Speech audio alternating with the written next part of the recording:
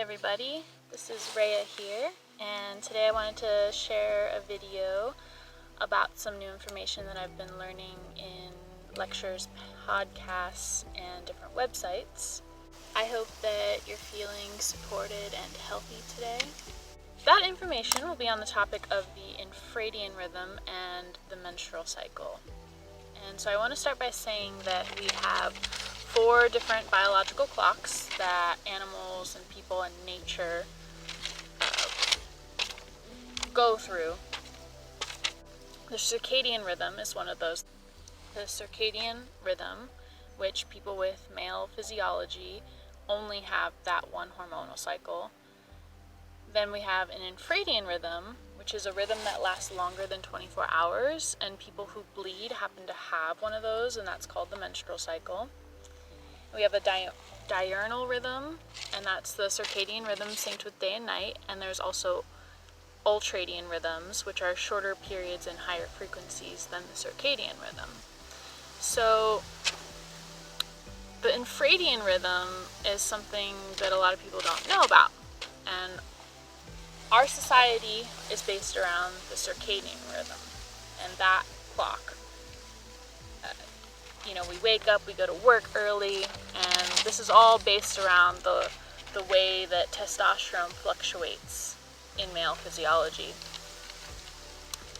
And I think that people who bleed tend to try to reach that level. We're like, well, we're just as good and we can do everything and we can keep pushing ourselves, and we can, but we're different and we have a different hormonal cycle, and I think that it's really important that we pay attention to that and that we respect it so that we feel a lot more imbalanced throughout the month instead of feeling worn and beat and upset that we didn't finish as much as we wanted to finish.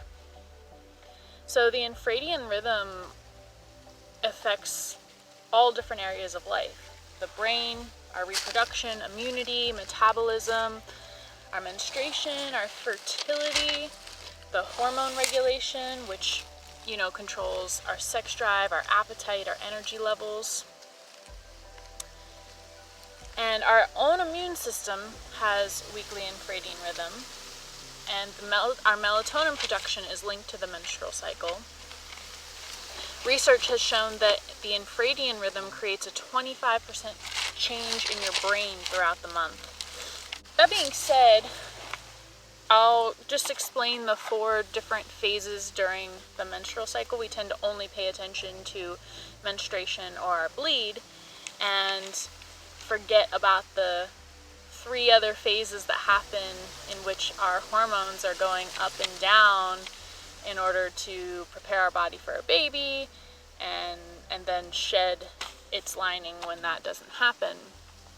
So according to the medical text, phase 1 starts with menstruation, but I like what some researchers have expressed, like Alissa Vitti, that menstruation is more of the ending culmination of the entire cycle, but for the purposes of making sense, if you were to research it, I'll just say that phase 1 is the menstruation period, and that is from day 1 to 7 of your cycle. And this is a really good time to rest and to be inwardly focused and evaluate things going on in your life. Take some personal space and time. You're least fertile at this time, and your estrogen and progesterone are very low. The FSH hormone is the only one that's really happening during that phase. And phase 2 is the follicular phase, and this is from day 1 to 15 of your cycle, so it begins when your menstruation begins and it ends when you ovulate. And the follicular phase is a phase of preparing, initiating, and starting new things. So our body produces estrogen, which peaks right before ovulation happens. And then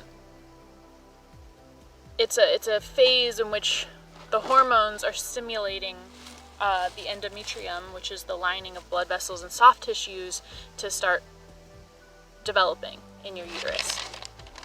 So phase 3 is the ovulation phase, and this happens around day 14. You can usually tell when you notice a lot of sticky, usually clear fluid showing up.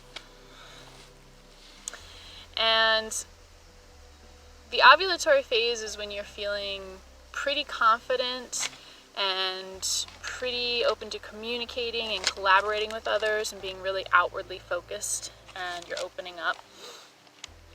So you have high estrogen levels at this time, and your body really wants to make a baby. So you're pretty fertile, and you have a pretty high fertility window between day 10 and 14 of that cycle, and between day 8 and 16 are also possible times to conceive. The egg that drops has about 24 hours to be impregnated. So this leads us into the luteal phase, which is the 4th phase, and this happens from day 15 to about 28. That's saying on average that a cycle is 28 days, but it can be anywhere from 25 to 32 days. So the luteal phase is a really good time to start getting things done and checking off those things on your to-do list and working and completing your tasks.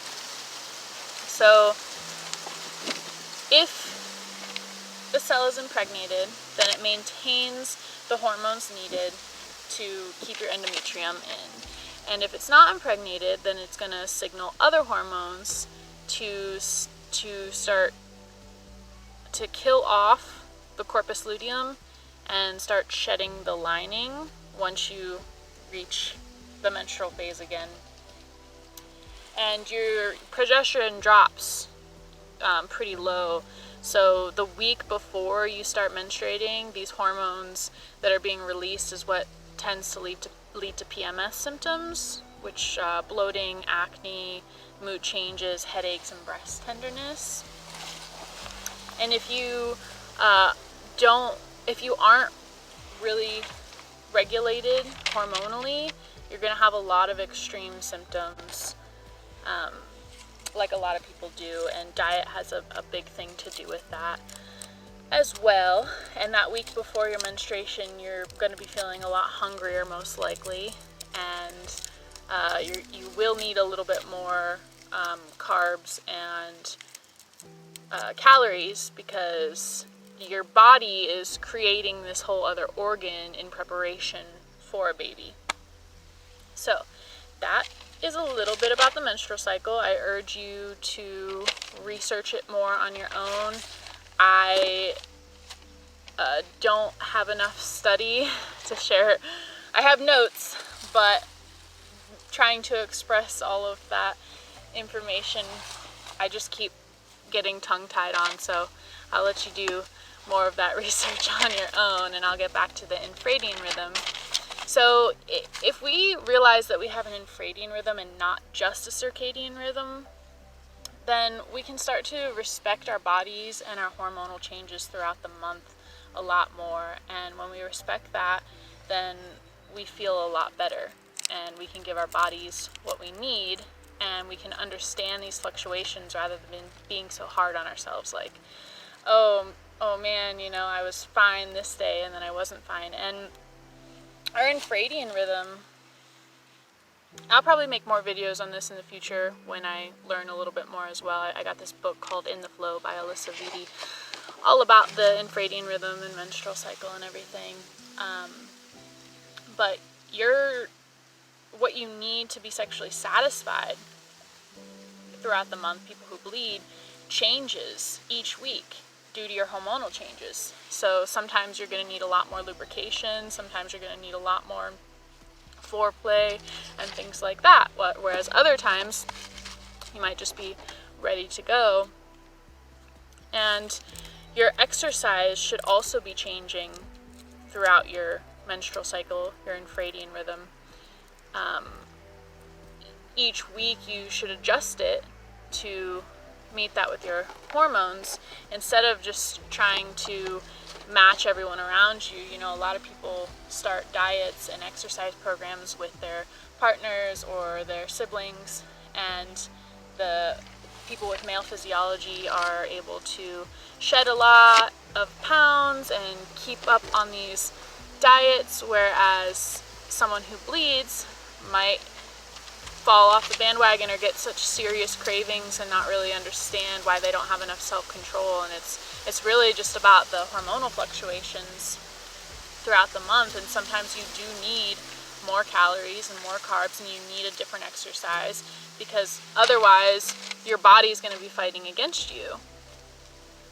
So, you know, you have higher cortisol levels during certain parts of the month, which is a hormone that gets you to push yourself a lot more, and then it's lower during other months.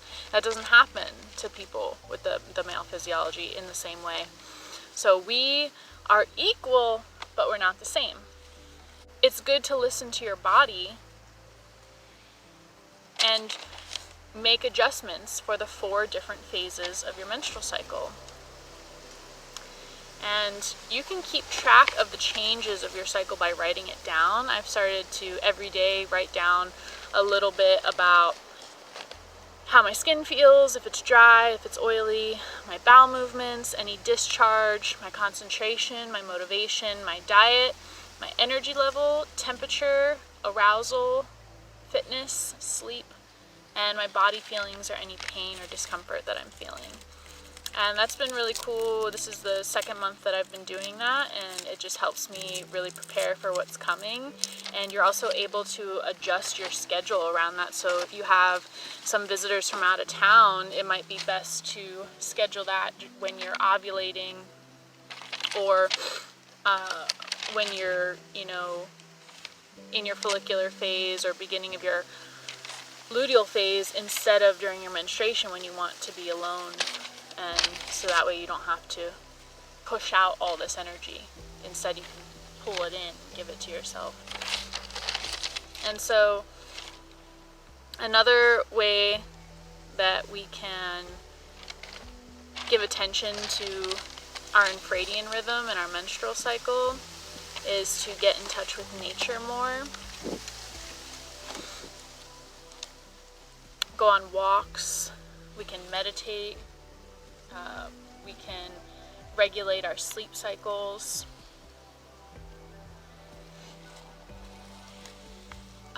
And we can just live more mindfully in general. That can help us. The interesting fact is the U.S. women's soccer team is actually training according to their infradian rhythm for their optimal athletic performance. That's really cool. I haven't researched any of their results so far, but I'm sure that they're getting some pretty good results. You know, just adjusting their training, their weight training, their cardio, and the food that they're eating for the 4 different phases that people who bleed are experiencing. So it's best to avoid trying to lift heavy weights and do heavy cardio when you're on your period. Instead, you can do yoga or Pilates if you want to. So there's a lot of different things that are suggested to be great for people and for their health. But something that isn't mentioned is that there still aren't many bleeding people included in clinical trials. And that's because our hormonal fluctuation is so diverse. It doesn't lead to good clinical results when you want consistency. So even to this day, bleeding people aren't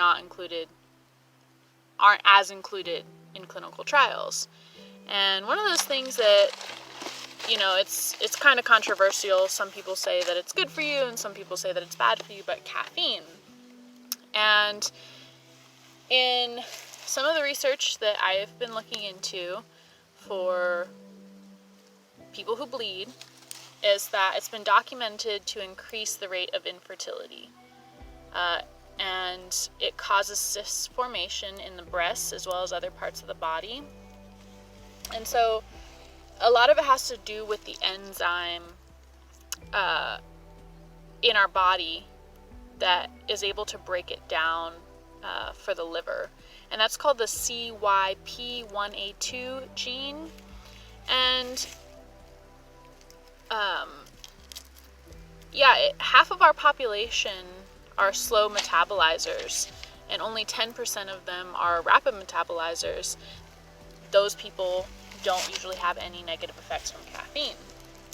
But 90% of people have a variation of that gene, and if you don't make enough of that enzyme, your body can't safely consume the caffeine. It's not breaking it down properly for your liver. It has been shown to be good for menopausal women and people with male physiology.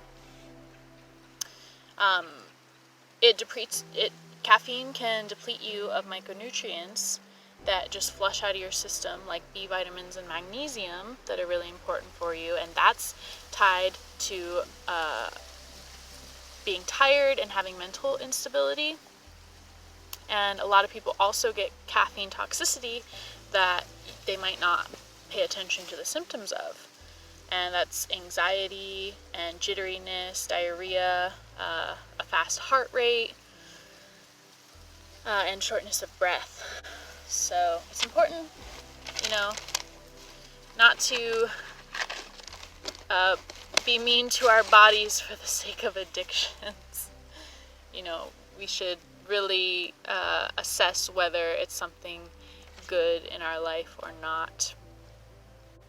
Something else that I want to do a lot more research on is that the PMS symptoms that we experience are due to an insufficient amount of progesterone.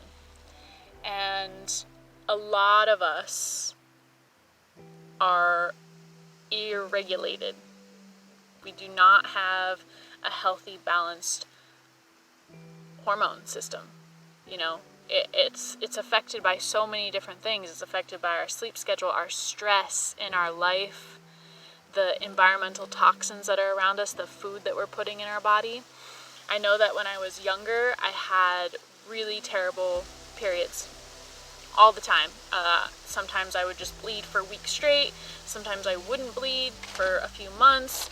I'd get extreme pain throughout the entire period, acne, all the PMS symptoms. Hormonally, I was just in such a crazy mood change. And doctors were just like, oh, well, we can give you birth control. And birth control is an endocrine disruptor, which I'm going to make another video on endocrine disruptors in the future. But endocrine disruptors, I had to find Sophocles really quick. I'm going to make another video on endocrine disruptors soon. And birth control is an endocrine disruptor. So it's not helping you regulate your hormones in a natural way. We'll go into that another time. But birth control, when I tried it after a surgery that I had as well to look for endometriosis, and they gave me a high estrogen birth control in order to reduce the size of cysts that grow on my ovaries, and that just made me a mess. I mean, I bled for weeks and weeks, and I was so emotional, and I was just broken out in acne. And that male doctor that had prescribed it to me said that I wouldn't have any changes whatsoever if I were on it, which I already knew at that point in my life was complete BS. But as I get older and I start to change my life in different ways, stress is a big one, just reducing the amount of stress that I'm experiencing and that I'm willing to put up with. I have become very predictably regular. I'm pretty sure that our periods alternate between which ovary drops the egg. So 1 month it's this ovary, 1 month it's the next ovary. And I've noticed that, you know, every other month on the one specific ovary, I'll have some pretty extreme pain during that first day, and then it's pretty good. And usually on the alternating, and I have a heavier bleed as well, and then usually on the alternating months, a bit less pain and a lot lighter bleed. So that's been pretty interesting. And it also shifts between like 28 days for 1 month, and then alternating between 28 and 30 days or so. But that one day of pain versus the entire week of pain, and also switching to natural products like reusable fabric pads, which are really wonderful. You can hand wash them and then throw them in the washer, and it's great. And also a cup, which I use. So when I'm in nature, you know, I can dig a deep hole and offer it back to the land if I want to.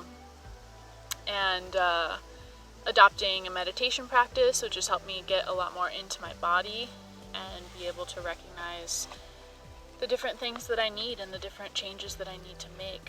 But I didn't know anything about the infradian rhythm, and I just really wanted to share that information with you guys. And I'm learning a lot more currently with the book that I'm reading and some of the other podcasts that I'm listening to. I will probably make another video in the future to share that information with you guys. So